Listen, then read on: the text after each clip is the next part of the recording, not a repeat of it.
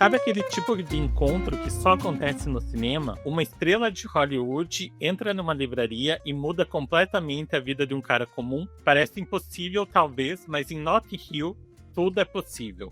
Hoje a gente vai voltar aos anos 90, quando as comédias românticas reinavam, quando Julia Roberts era só uma garota e Hugh Grant tropeçava nos próprios sentimentos. E a gente amava cada segundo disso.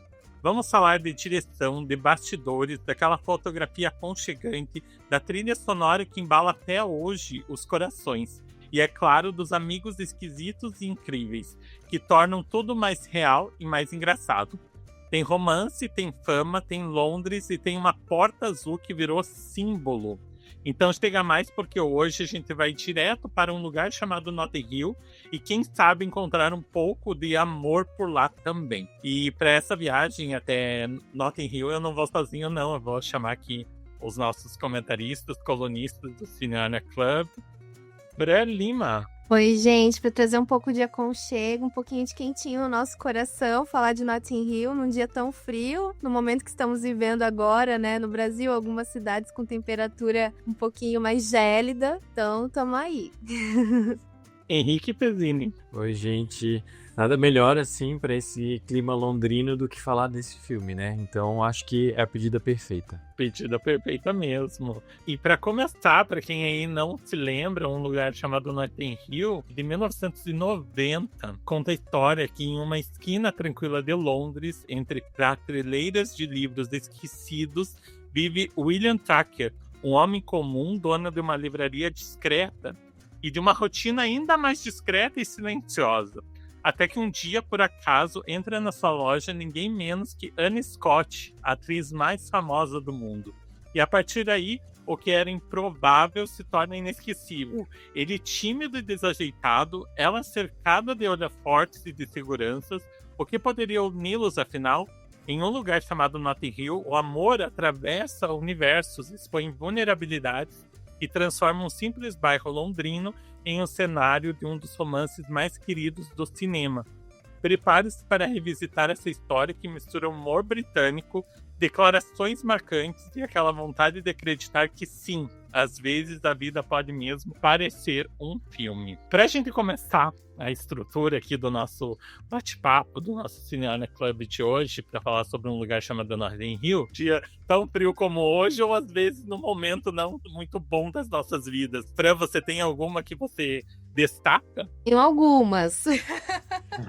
Se a gente for pensar nos anos 90, a gente tá falando numa era de ouro das comédias românticas. A gente vê muitos comentários atualmente nessa década de 2020 sobre esse declínio das comédias românticas. Isso já não é de hoje. Acredito que há mais de 15 anos isso vem sendo comentado. Então, para quem é mais contemporâneo dessa atualidade, né, talvez sinta um pouco dessa estranheza de pensar que nos anos 90, os anos 80, até mais ou menos ali metade dos anos 2000, a gente teve de fato esse apogeu das comédias românticas, e o Richard Curtis, inclusive, é um dos representantes, um dos diretores representantes desse apogeu, né?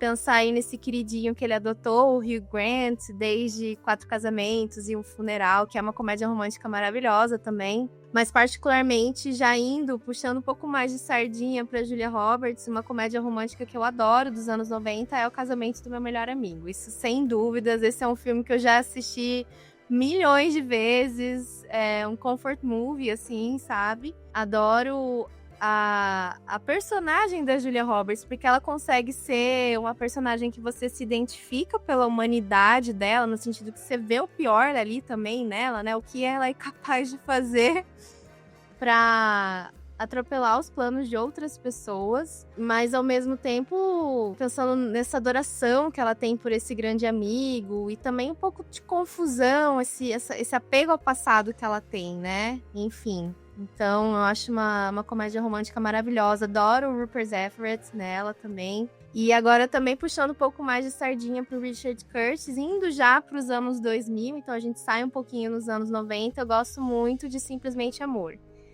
Simplesmente Amor, pra mim, é realmente aquele filme que eu poderia assistir já assisti várias e várias vezes também, né? Todas as pessoas, assim, com quem eu converso mais diretamente, têm um queridinho favorito pra assistir no Natal. Pra mim, é simplesmente Amor. E você falou sobre ele no nosso especial É Natal, né?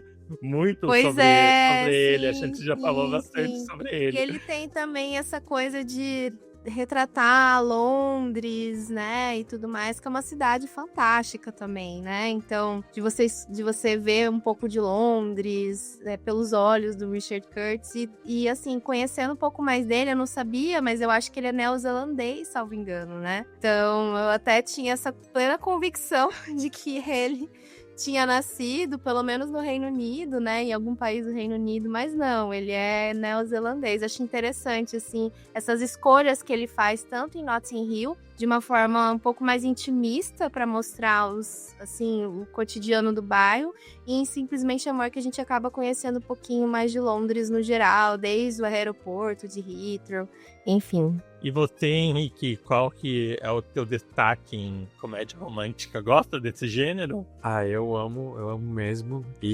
Mas eu gosto muito de Bridget Jones. O primeiro e o segundo. Assim, eu acho que todos são bem legais, mas o primeiro e o segundo tem uma força bem especial, assim, né? E um que é um pouquinho mais atual, mas agora eu tô pensando, já tem 13 anos, né? Que é A Mentira, com a Emma Stone. Eu adoro esse filme, acho um carro-chefe da carreira dela, assim, uma protagonista mesmo, e eu gosto muito dessa atuação, assim. Então acho que esses dois. Perfeito. Eu também, eu vou ali com a Fran no Casamento do Meu Melhor Amigo. Eu amo esse filme, eu adoro. E assisto muito ele também. E é um dos filmes ali de comédia romântica da década de 90, né? Que me marcaram fortemente. E eu assistia muito ele em fita VHS e tudo mais.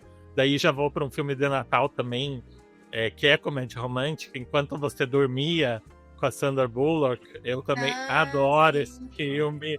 Então e todos os filmes do Gary Marshall, eu acho que a Fran falou ali de diretores importantes de comédia romântica, mas Gary Marshall também com Diário de Princesa, mais recentemente Idas e Vindas do Amor, Uma Noite de Ano Novo e tudo mais, mas até mais antigos como Uma Linda Mulher e o outro Noiva em Fuga com a Julia Roberts também, né? Então acho que ele também reflete muito o que é essa questão das comédias românticas.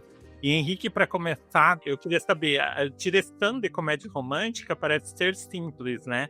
Normalmente são filmes mais simples, mas o que sustenta toda a emoção na história, por exemplo, de Um Lugar Chamado Notting Hill, que condução que o diretor trouxe para essa produção como um todo, o que você acha essencial para entender o impacto desse filme, o que foi utilizado e o que foi destacado como uma diferenciação nessa produção? Eu acho que pela história a gente está lidando com dois universos muito diferentes, né? Esse mundo de Hollywood, a fama e essa vida pacata, comum, londrina.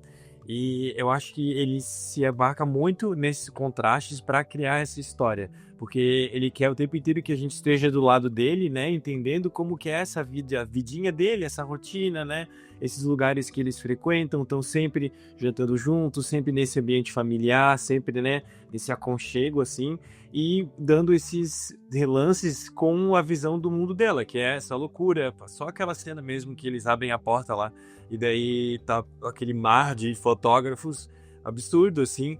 Só que ele traz uma direção muito intimista para poder lidar com esses dois casos.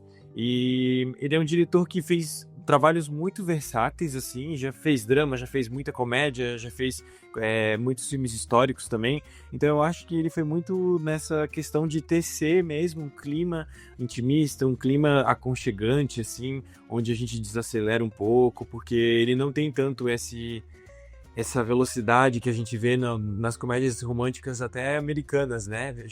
A grosso modo já tem uma visão muito diferente de mundo, dos espaços. Então ele constrói muito isso. A gente está sempre dentro da casa das pessoas, a gente parece que está ali dentro com elas. Então ele faz essa construção de um ambiente muito aconchegante. Assim. Ele é um filme muito aconchegante exatamente porque visualmente, né, os espaços são aconchegantes, a forma como a câmera se movimenta e a edição é tudo muito tranquilo, um ritmo muito amistoso, assim. Perfeito, é bem isso, né? Ele traz pro íntimo desses personagens, né? Ele traz ali pro convívio, pra rotina desses personagens. Fran, a gente tá falando de duas grandes estrelas, né? Julia Roberts, Hugh Grant. Ela, como Anna Scott, parece que foi escrita pra Julia Roberts esse papel, né? Foi pensado nela. Como que você vê a relação entre ela e a atuação dela no filme, a imagem pública que ela já tinha naquela época, e a mesma coisa com o Hugh Grant, um tipo de personagem que o Grant interpretou algumas vezes também, né? Esse estilo de homem britânico e tudo mais. Como que você analisa essas performances deles na tela? Eu acho que foi uma feliz junção que o Richard Curtis trouxe pra gente entre eles. Eu tenho a impressão de que a personagem da Julia Roberts busca, embora traga algumas referências, inclusive do papel da própria Julia Roberts dentro da indústria cinematográfica, tenta trazer ali algumas nuances de uma personagem um pouco mais contida, né? Não tão expansiva como outras que a gente já tinha visto da Julia Roberts, personagens, no caso, a própria Vivian, de Uma Linda Mulher, né? A Jules, de O Casamento do Melhor Amigo, que a gente acompanhou também, elas são um pouquinho mais expansivas, até mesmo pela própria estética delas, né? A Julia Roberts manteve os cabelos lindos, maravilhosos, dá até um dó no coração de pensar que esses cachinhos com aquele volume já não existem mais, né? A risada, né, contagiante da Julia Roberts, enfim. Então eu acho que ela buscou trazer uma personagem um pouco mais consciente dessas armadilhas da fama, um pouco cínica também, né? E o que eu acho interessante também é que naquela cena do jantar que se faz na casa dos amigos do Will, né? Ela traz ali algumas... ela mescla, né? Ali a fala da personagem mescla alguns burburinhos, alguns boatos em torno da própria figura Julia Roberts, enfim, a respeito da aparência dela, com fatos reais, né? Como, por exemplo, o próprio valor que ela recebeu para fazer o filme. Então, quando ela fala, né, por curiosidade para os amigos, quando perguntam quanto ela ganhou, né, no último filme, é o valor efetivamente que ela recebeu para fazer Notting Hill. Né? Então, eu acho bem interessante essa junção que fizeram da Julia Roberts, que é um marco também, uma queridinha de Hollywood na época, né? E do próprio Hugh Grant, que é essa referência também pro Reino Unido. A gente fala mais da Julia Roberts como uma referência pro cinema estadunidense, mas enfim, o Hugh Grant é essa referência também pro cinema britânico, né? Interpretando esses personagens geralmente desengonçados, né? Com esse jeito mais, né? Um pouco mais reservados, né? Mas que também possuem o seu próprio traço de humor, né? Uhum. Então, a gente estava até falando antes de começar aqui a gravação, né? Sobre o Hugh Grant. E ele mesmo sendo essa pessoa que... Ele tem mais esse traço cínico que eu vejo nele, né? Acho que as entrevistas que ele dá, ele geralmente emula uma energia muito, assim, de ser uma pessoa meio grumpy, assim, né? Né? Então, enfim, eu acho muito interessante essa união que conseguiram fazer no filme. E os contrastes, né, de visão entre os personagens dos dois, né? Então, tem cenas, por exemplo, que a gente vai ver o personagem do Hugh Grant não sabendo nada de cinema, né? Ao mesmo tempo que a personagem da Julia Roberts parece também ser um pouco alheia a esse conhecimento que ele tem, literário, que, é claro, no caso dele é um pouco mais específico, porque ele acaba sendo mais o segmento literário ali das viagens, né? Mas ele também possui um conhecimento de outras, né, referências literárias, enfim. Uma pessoa que chama ela para esse mundo real, né? Então tem até a própria cena em que ela é flagrada na casa dele por aquele mundaréu de paparazzis, né? E aí é uma coisa bem interessante também, porque isso vem como uma crítica, né? Essa perseguição, né? Enfim, essa mediatização que se fazia muito da vida, do cotidiano de artistas, né? A gente não pode deixar de esquecer também que pode deixar de lembrar, aliás, que a princesa Diana tinha morrido fazia pouco tempo, né? Por uma perseguição de paparazzis, enfim. Mas para essa cena em que ela é flagrada lá, ele tenta rir disso tudo depois, né? Olha, tem problemas maiores na vida. A minha amiga, por exemplo, é uma pessoa cadeirante, né? Teve toda ali uma situação de perder oportunidades na vida por causa disso, daqui vai passar, né? E ela não, né? Muito inserida naquela lógica, né? Do dia a dia dessa pessoa com uma fama exacerbada, não consegue ver além disso, né? Então eu acho interessante essa química que se faz a partir desses dois mundos distintos entre eles. Perfeito, perfeito. E é dois mundos totalmente opostos, né? Que se colidem ali. E essa cena dos paparazzis ali na frente é um choque de realidade, acho que para os dois, né? Ali. Essa questão de ver esse mar. Até pro amigo, né? Que depois sai de cueca lá na... O Spike. Do Spike. Que é um ator incrível também, né? O Rhys Ifans, salvo engano, né? Que tá agora fazendo A Casa do Dragão, mais conhecido pra geração atual, digamos assim, por fazer A Casa do Dragão.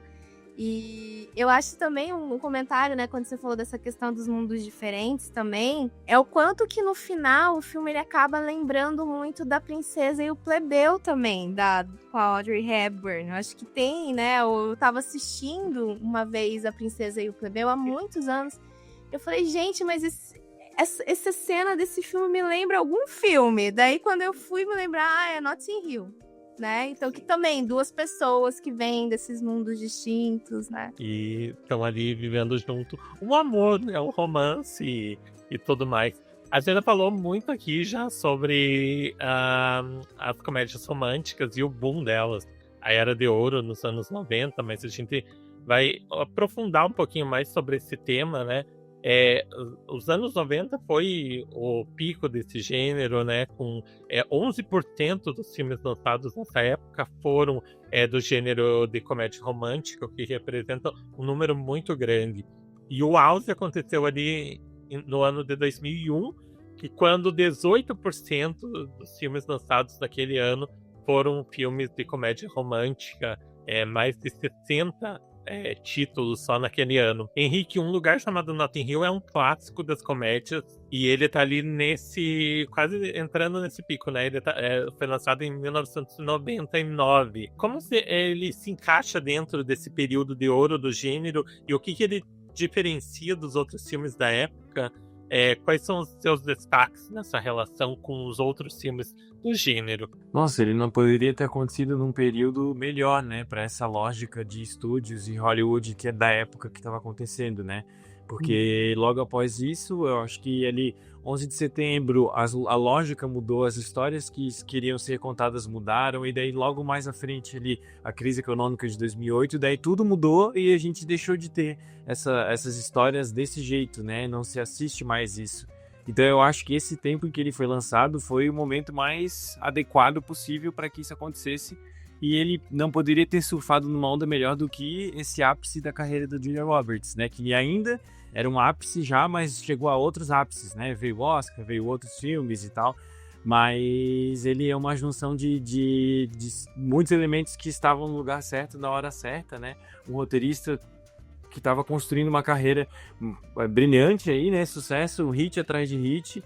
Então, ele funcionou ali numa época em que as comédias românticas se passavam nesses ambientes metropolitanos, urbanos, né? A gente vê a Londres, mas a maioria dos que a gente conhece é Nova York, Los Angeles ou Chicago, né?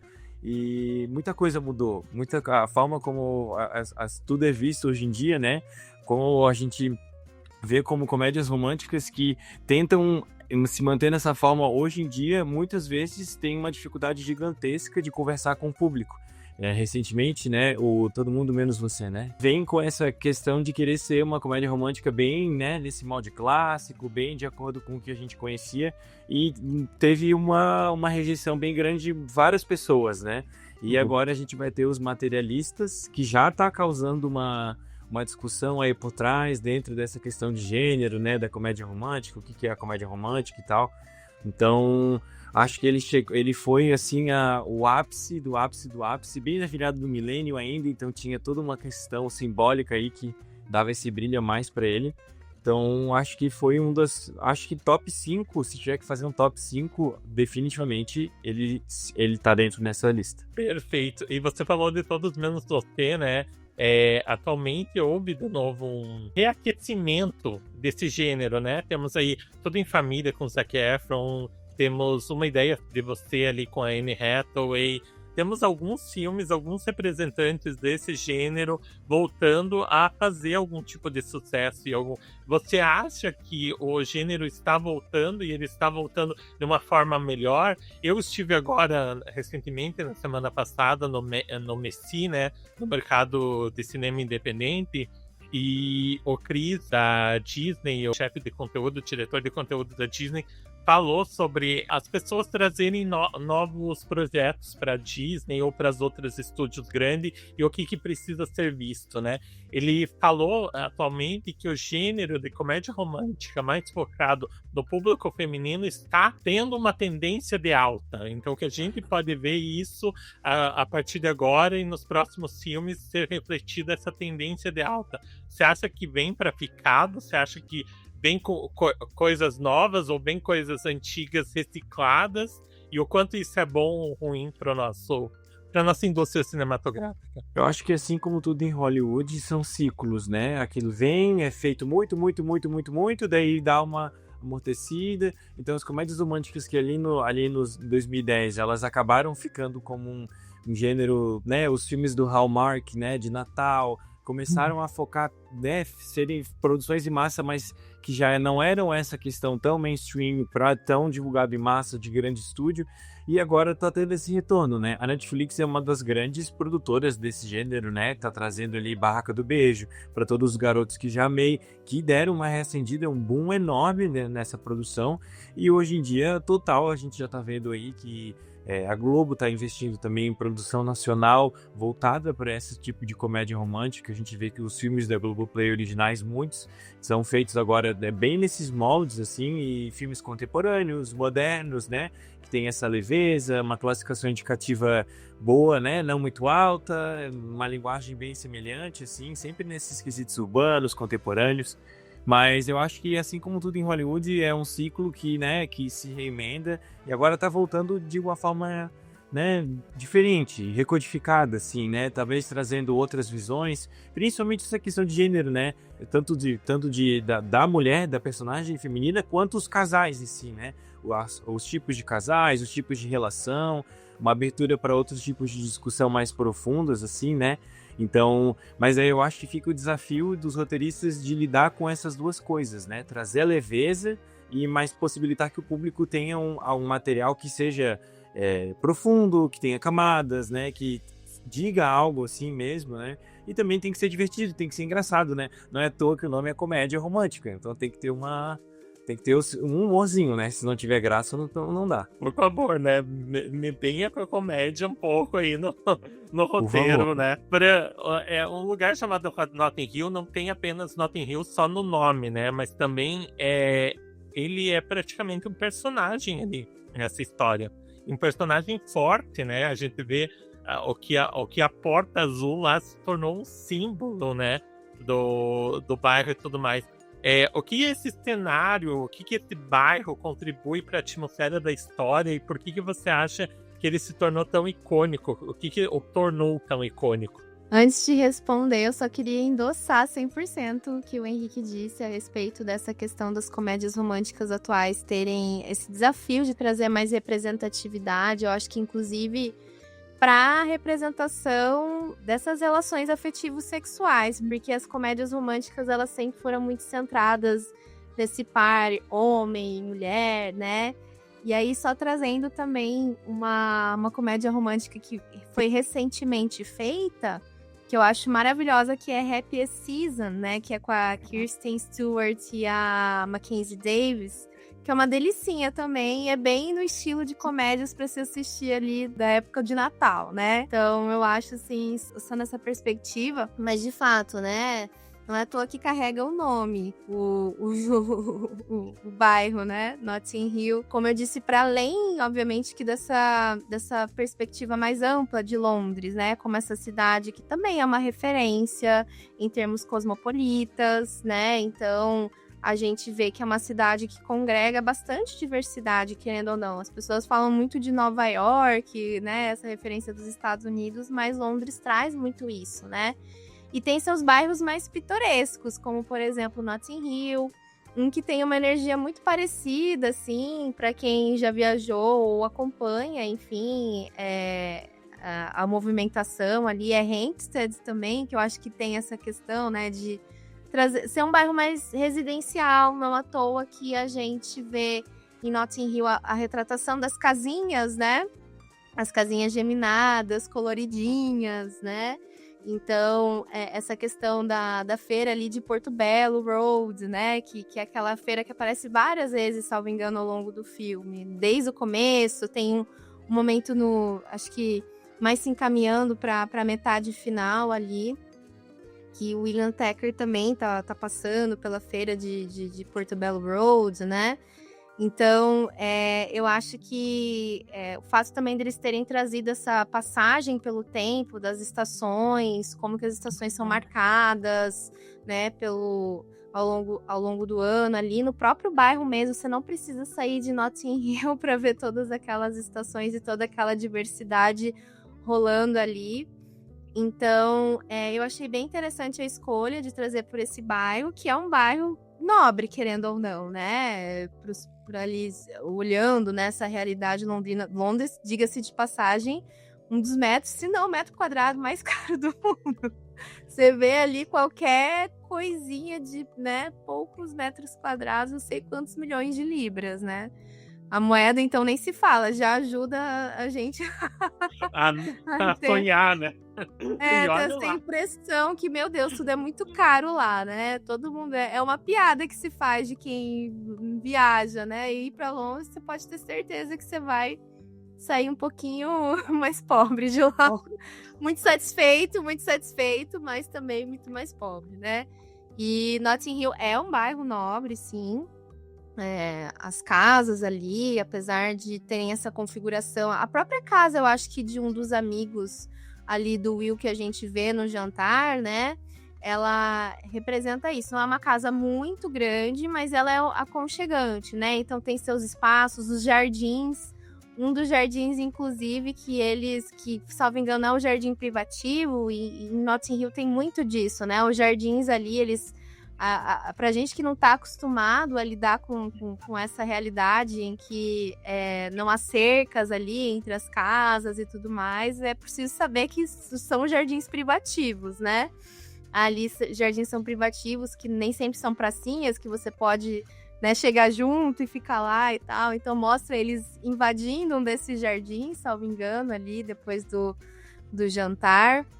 Então tem essa configuração bem interessante das casas e tudo mais que se buscou trazer pro filme. E a própria questão, né, das livrarias, acho que não é só em Notting Hill, mas ao longo de Londres também, em outras cidades, claro, né, mas como a gente tá falando mais dela, que as livrarias são um ponto alto, né, inclusive, salvo engano, para quem é dessa geração atual, diz que, né, tá tendo uma retomada muito grande desse apelo à leitura. Claro que com senso mais estético, né? Tem toda essa questão de postar, do BookTok que falam, né? Do TikTok, dos TikToks que avaliam os livros e tudo mais.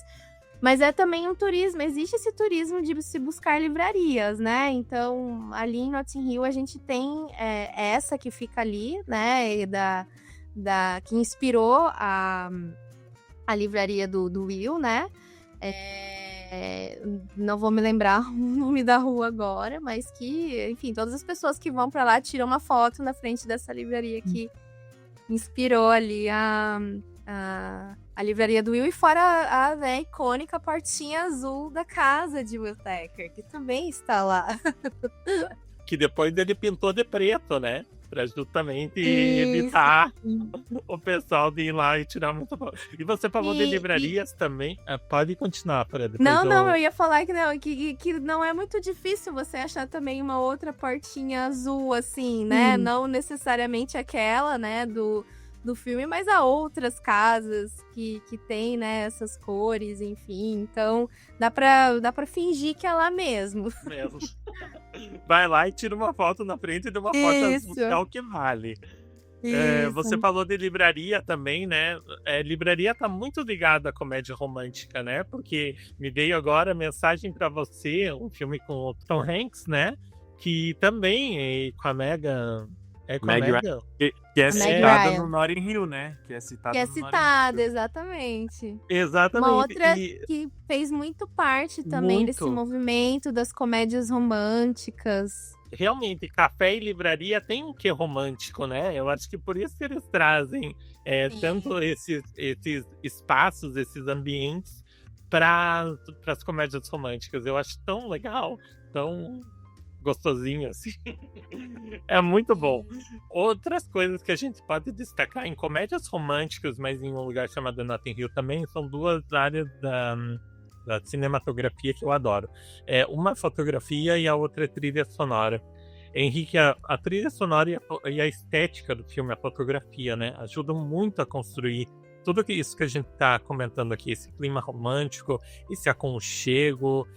Quem nunca parou no nosso tempo para ouvir um CD, hoje em dia no Spotify, uma trilha de uma comédia romântica, eu sugiro que faça isso, é muito bom. Que elementos visuais, você, Henrique, e sonoros também, você destaca como fundamental nessa experiência do espectador em assistir um lugar chamado Notting Hill, ou assistir uma comédia romântica que seja. Isso dá saudade da época que Hollywood ia full media, né? Eles faziam materiais para todas as áreas possíveis sobre o filme, então álbuns completos, 20 músicas de um filme feitas por um filme só. Então assim, só a primeira e a última cena do filme mostra que isso é uma coisa que não tem mais, né? Que são essas cenas enormes só tocando música assim, né? Introdução. E nesse filme, definitivamente, a música é muito presente. A gente tem vários momentos musicais, assim, né? Principalmente de transição de tempo, que eu sempre acho muito gostosinho e é a cara de uma montagem de comédia romântica, assim, né? Mas eu acho que é inevitável. Eu fiquei na minha cabeça o dia inteiro hoje, juro. A música She, óbvio. E como essa música, assim, me lembrou várias coisas que, tipo, esses filmes de comédia romântica acabam assentando, que é tornar certas coisas icônicas e a gente acaba até esquecendo a origem, assim, né? Porque eu já fui em uns 2, 3 casamentos onde os noivos dançaram essa música e depois que agora assistindo que eu fico, nossa, é verdade, né? Essa música foi inserida nesse filme, tipo, hitou muito por conta do filme também. Então, eles não só influenciavam, eles influenciavam tudo. Os filmes, eles estavam presentes em tudo, assim, né? E essa construção da sonoridade com a fotografia, ela justamente vem para criar esse match que dá esse conforto, que dá esse apelo visual gostoso, assim, né? A gente olha para aquelas casas e a gente pensa, nossa, né? Que casinha gostosa, parece uma casa de gente simples. Daí a gente pensando exatamente o que tu estava falando ali, né? De que, meu Deus, tu vai ver o apartamento deles ali, deve ser uma nota o aluguel, eles devem pagar assim, não é à toa que ele é um homem mais de 30, divide o apartamento com o cara, né, pra pagar as contas e tal. E eu fico olhando assim, aqueles armários e aquelas estantes de livro na casa das pessoas, nossa, né, tão simples, tão uma decoraçãozinha tão cotidiana. E eu acho que é isso que o filme constrói e atinge com muito longe, assim, que é construir esse conforto todo em ambientes que, né, não são tão simples assim, né, e tem muitos momentos que a gente vai vendo na construção da montagem que ele traz um humorzinho que é interessante também. Essa cena que a gente estava falando sobre a coletiva de imprensa ali, né, onde ele é obrigado a entrevistar todo mundo para não sair feio na fita. A gente vê como a fotografia já muda a linguagem, né? A gente já parece que a gente está tendo umas entrevistas assim, e eles fazem bem de propósito, né, essa coisa meio metalinguagem. Então a gente vê que o diretor e a fotografia foram muito livres para criar uma fotografia que misturava muito com humor, então cria várias piadinhas visuais, assim, né? E também criando aquele momento romântico, a lá Hollywood, né? Sempre os dois juntos ali. Então é um filme que mistura todos esses elementos com a música e fecha o laço e o presente tá pronto, né? Maravilhoso. Você falou de momentos icônicos com música, né? E você falou de Bridget Jones. Eu acho que também a abertura do Bridget Jones 1 também tem essa coisa. Maravilhosa. Maravilhosa, como sempre, que mistura a música que a gente adora ouvir com o filme em si. E um filme que a gente mais falou aqui, eu acho, O Casamento do Meu Melhor Amigo. A cena do almoço lá. Exatamente, com a música Say a e Little também Prayer. Pray for You. Essa música, como também embalou muitos casamentos, né? E muita gente usou essas músicas nos casamentos e tudo mais. Então, como tudo isso tá muito ligado e muito ligado à cultura pop e como influenciava tudo junto e misturado ali nessa época. Sim. E a gente não pode esquecer também que a música, né, do Ronan Keating foi gravada com a Débora Blando aqui, né? When You Say Nothing at All. Exatamente. Muito Sim, boa. sim. Sempre tinha uma versão também nacional, né? Às Sim, vezes, sim. né? E essas versões eu adorava também. As versões mais brasileiras, ou que vinha com algum... Até a própria Disney fazia algumas versões de músicas com cantores famosos, Daniela Mercury e tudo mais.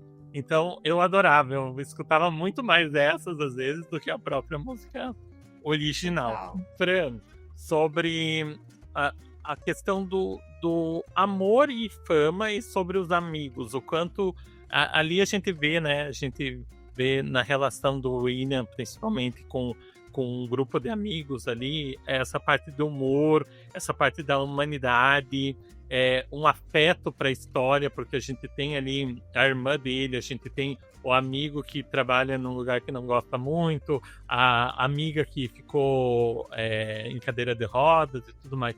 Como você vê esses papéis nesses núcleos secundários no desenvolvimento do protagonista, dos dois protagonistas no tom do filme, né? Como que essa relação se dá entre eles e esse universo realmente, a gente vê o namorado da Ana também, né? E daí a gente tem todo o universo por trás disso, da fama e tudo mais. Então, como que você analisa esses núcleos secundários com os protagonistas e como eles ajudam a contar essa história, que essa história tem várias camadas, como a gente pode perceber nas relações entre os amigos? Eu acho que o núcleo ali dos amigos do Will dão todo um tempero pro filme, né? Então, tanto é que, já adiantando, minha cena favorita com certeza é a do jantar, em que eles estão lutando pelo Brownie. Pelo Brownie ali, né? Enfim, trazendo também algo que é muito britânico, que é essa questão da autodepreciação. Eu achei interessante isso, né? Que eles se pautam nessas piadas, nessas considerações autodepreciativas, mas eu acho o núcleo dos amigos muito interessante, né? Eu acho que eles trazem também, acho que não só dos amigos, mas desde outros apoios que a gente vê ao longo do filme. Você mencionou, por exemplo, o namorado da Julia Roberts, que é interpretado pelo Alec Baldwin, canalha, né? Enfim, nossa, uma pessoa desprezível, né? Que tenta também, acho que, representar mais essa pessoa que tá ancorada, deslumbrada, né, com essa vida em Hollywood, já tem essa questão de classe ali, se achando, né, uma pessoa superior a outras, né? Mas tava falando também de outras pessoas que são mais secundárias, né? O próprio auxiliar dele na livraria, que é interpretado por um ator super famoso também, né? Esqueci o nome dele agora, da TV britânica. Acho que ele já estava bem conhecido também por fazer sitcoms ali, né?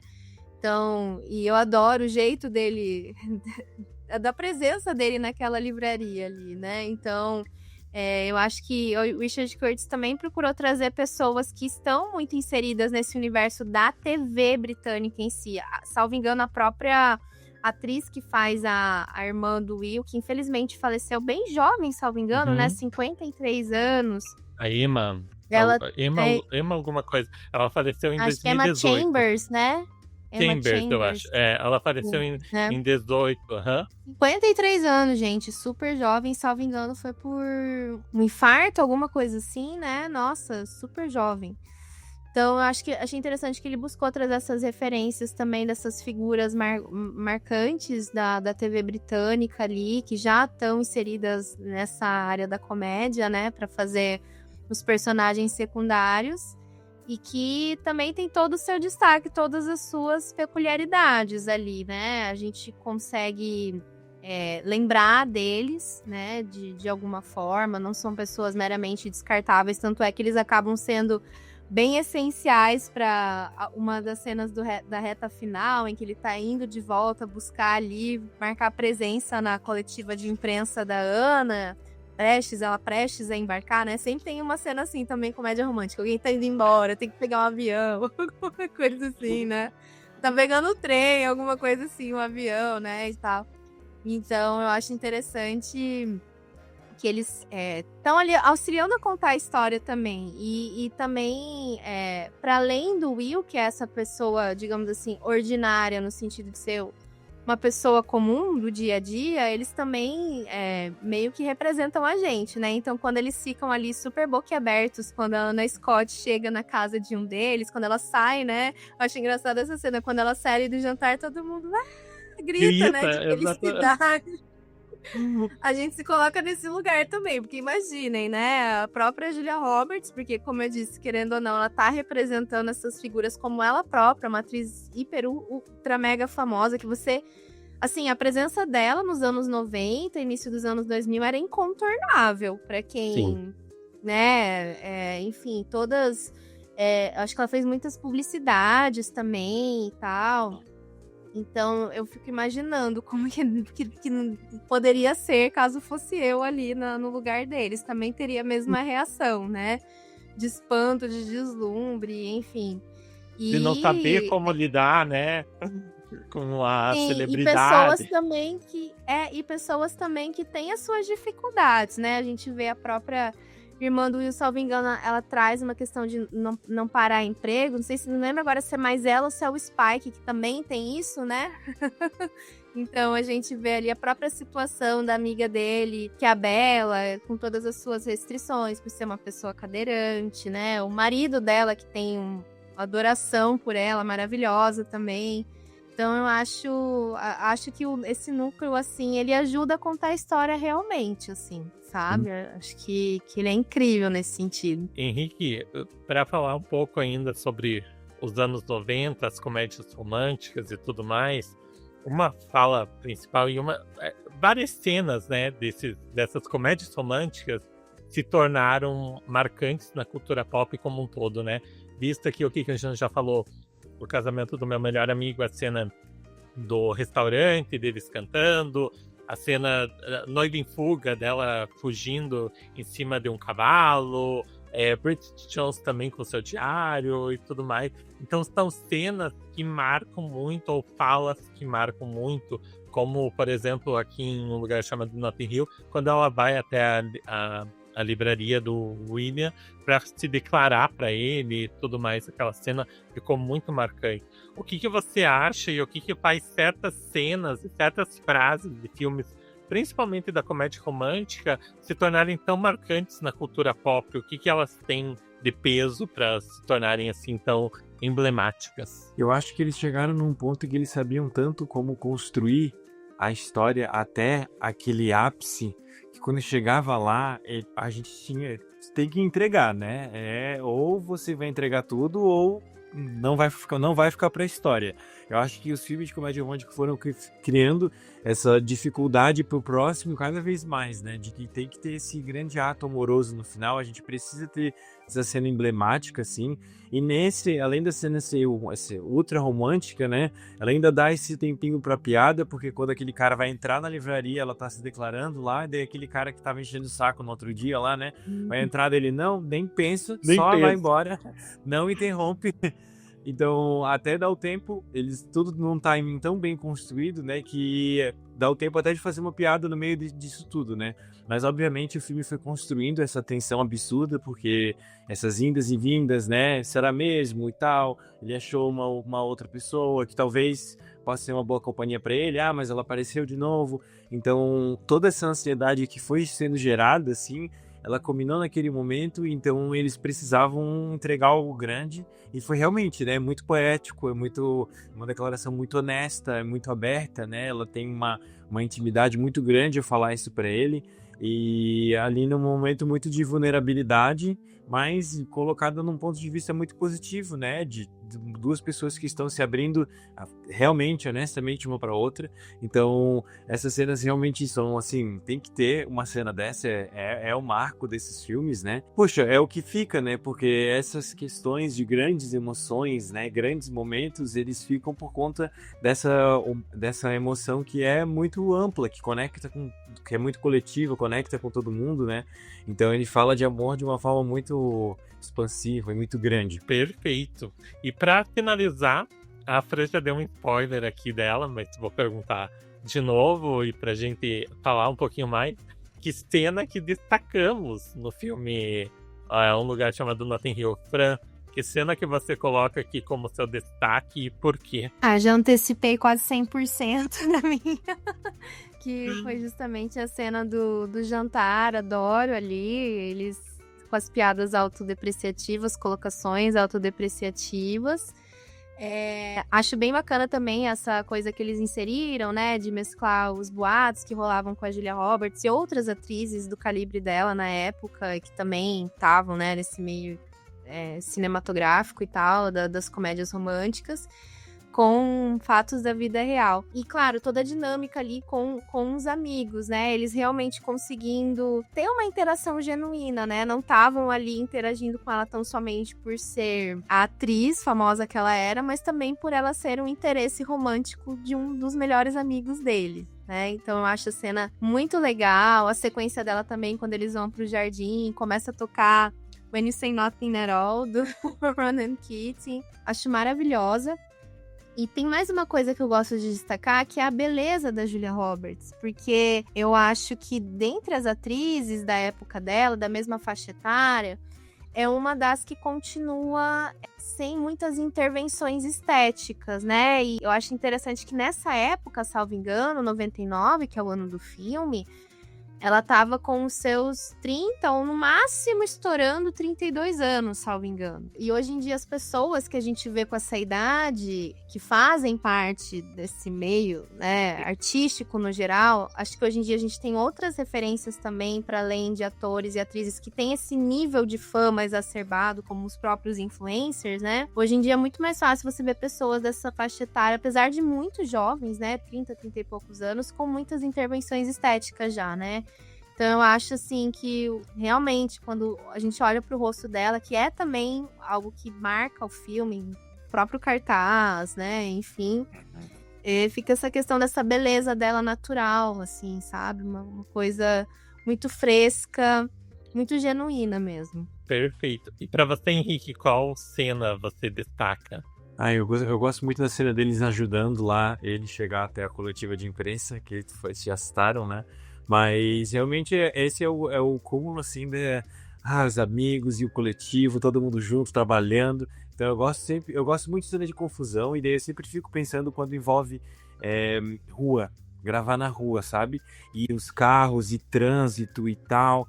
E essa cena faz às vezes eu fiquei pensando assim, nossa, chega a ser um esforço que eu penso que é até desnecessário eles irem tão longe pra fazer essa cena, né? Porque cruzando pistas, 6 pistas assim direto, mas é muito bom. Eu gosto muito por ver essa escala assim, filmagem externa e povo correndo na rua. Adoro essa cena, acho o máximo. E o Spike saindo do carro pra ajudar, né, ali a parar o trânsito e tudo mais. Então é a cena da confusão. A minha cena que eu destaco aqui é a cena dele como jornalista, como um falso jornalista para a revista Cavalos e Cães, fazendo as entrevistas, né, na coletiva de imprensa, nas entrevistas de imprensa. Eu sempre fico imaginando, meu Deus, como que você vai despreparado numa dessas entrevistas que você tá ali frente a frente com atores, atrizes, diretores, pessoal da produção, que você tem que mostrar ali um pouquinho de entendimento sobre o filme, o embasamento, né? Como que ele foi sem ver o filme, sem saber da história. Eu fico sempre me colocando no lugar, como eu já fiz algumas entrevistas também com alguns atores e atrizes e diretores. Eu sempre me coloco no lugar, meu Deus, o que eu faria nessa situação? Eu acho que eu teria um impacto, alguma coisa assim, que eu não chegaria no final da E ainda por cima uma pessoa completamente alheia, né, a cinema alienada. como ele. Isso que me dá, assim, esse cringe, né, quando a gente vê a cena dele ali, né, porque completamente alheio, não conhece nenhuma das referências, assim, né. Ai, mas é muito boa, muito boa. E olha que interessante, acho que todos nós falamos de cenas que não necessariamente envolvem interação ali entre os dois, né? Os principais. Exatamente, é uma interação maior, né? As situações que eles foram colocados, né? Ou uma situação de trazer uma pessoa muito famosa para um jantar com amigos, uma situação no trânsito, em querer, você precisa chegar em um lugar, aquilo lá tá dependendo de você e como que vai acontecer, e uma situação ali de entrevista normal e tudo mais. E realmente não tem as cenas que estão os dois, ou as cenas que estão os dois, ou os pontos fortes de romance entre os dois. A gente destacou aqui durante o episódio a cena deles invadindo o jardim lá, não público, privado, né? Eu acho, né? Privado. Eu não lembro agora exatamente, eles mas invadiram eu sei depois. Tem ali, né, escrito que não é pra invadir e tal. Isso, daí também a gente destacou um pouco ela se declarando pra ele, né? Mas realmente as que a gente trouxe aqui como destaque é tudo as outras interações com o mundo, com os amigos e tudo mais. Bem legal essa nossa análise, essa releitura aqui. E para você não ficar igual o William lá durante as entrevistas e não ficar tão disperso do mundo cinematográfico, você pode nos acompanhar aqui no Cineora Club, que é bem bacana, você vai saber bastante coisa sobre cinema. E é claro, tem um monte de comédia romântica aí para você assistir, que a gente falou aqui, entre outras, Legalmente Loira, Doce Novembro, Nunca Fui Beijado. Então são comédias românticas aí que a gente pode destacar aqui para você assistir e rever um pouco sobre esse gênero aí tão legal e que marcou muito uma época e que pode ser que esteja voltando aí aos seus tempos de ouro, quem sabe.